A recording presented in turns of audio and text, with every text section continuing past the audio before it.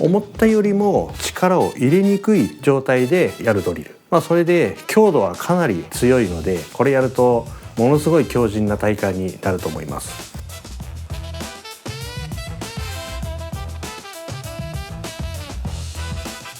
修鉄のオンラインクラスでよくやっているとっても効果の高い体幹トレーニングをご紹介します。体幹トレーニングっていろいろありますけど、修鉄でよく取り入れているドリルは体幹の表層筋だけでは対応できなくて、インナーマッスルもアウターマッスルもね、両方に結構刺激がいくように組み立てられたトレーニングです。アウターマッスルは当然働くんですけども、アウターマッスルの関与をなるべく減らす方向で設計しているものなので、 YouTube で紹介している例えば修鉄プランクとか修鉄式のプッシュアップ、あとはね今から紹介する修鉄式のランジドリルもそうなんですけれども、厳密にインナーマッスルの感覚を引き出すとか、修鉄のね一番コアのメソッドである直進を養成するドリルとはちょっと違っていて、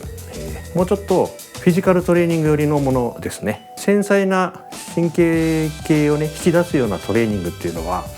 こう映像で見せても基本的にはちょっと伝わりきらないようなもの、それとは別として考えてください。じゃあ説明しますね。ランジ、ランジ皆さんもよく知るランジですけども、こういう姿勢で例えば重量重さをね両手に持ったりなんか担いだりして、こういうふうに体を下げたり上げたりっていうようなものになりますよね。一般的にはこのランジってこの姿勢に対して上から荷重がかかることによってこの下半身太ももの筋肉とかね、大臀筋お尻の筋肉とかこういうものを支えることによって下半身を鍛えていくっていう設計になっていますけれども、修鉄で取り入れているランジは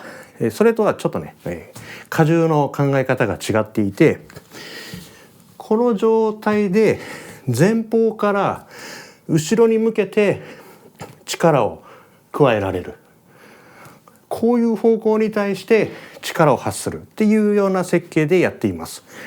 そのことによって下半身というよりも体をまっすぐに保つ、前方からの圧力に対してまっすぐ保つっていう筋肉を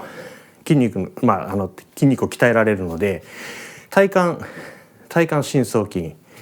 大腰筋とかですね、ここら辺にすごく強い刺激がいきます。すごくハードなトレーニングなので、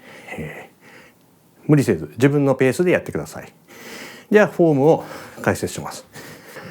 足はなるべく大きく前後に開きます。そして後ろ足の膝を地面スレスレまで下ろしてください。なるべく低くします。こう床につくかつかないかぐらいの感じです。でもし2人1組でやるのであれば、この状態で胸を前から押してもらう、それだけでいいんですけど、1人でやるにはその前から押してもらう圧力を自分で作らないといけないので、棒を使います。棒を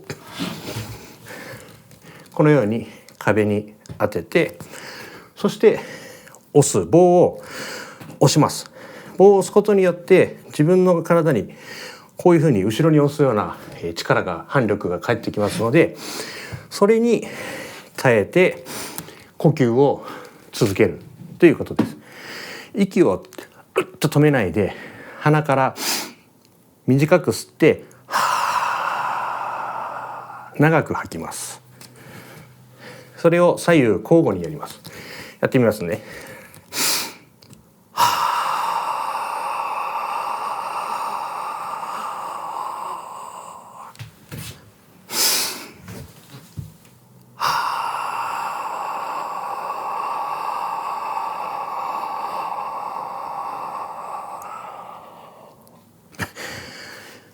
多分想像するより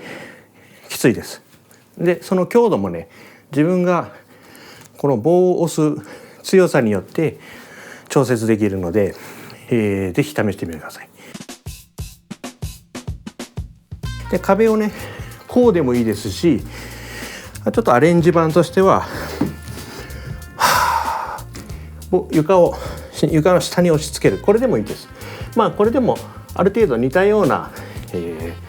反力体に返ってくるので、今度は厳密にはね後ろに押される力というよりはちょっと違った形で返ってきますけど、ただただ上に支えるね、上からの荷重ではなくて自分の体にちょっと違った外乱が与えられるということで、これも一緒ですね。はい、で棒がなければ壁をね両手でグッと押すんでも全然いいです。こっちの方が手っ取り早いっちゃ手っ取り早いですけど、ただね棒だと力のラインがねすごく細くなるので結構、効きがいいっていう感じですかね。両手で壁で押してもらうのでも全然構いません。終鉄オンラインではやるときはねその時によって棒を前に押したり床についたり両手で壁を押したりとかいろんなバリエーションでやっています。終鉄オンラインは前半の30分ぐらいがすごく繊細な直進を要請してこのルートを作り上げていくような繊細な稽古をやります。その前半の稽古が終鉄のメソッドの中では一番根幹になるんですけども、休憩挟んで最後10分ぐらいはですねちょっとハードめのトレーニングもやっています。その中の1種目が今やったランジのトレーニングだったり、こういう感じですごく丁寧な稽古と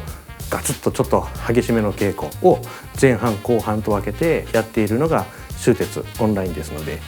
継続すればね必ず強い体が手に入りますので、興味ある人はぜひお申し込みをお待ちしております。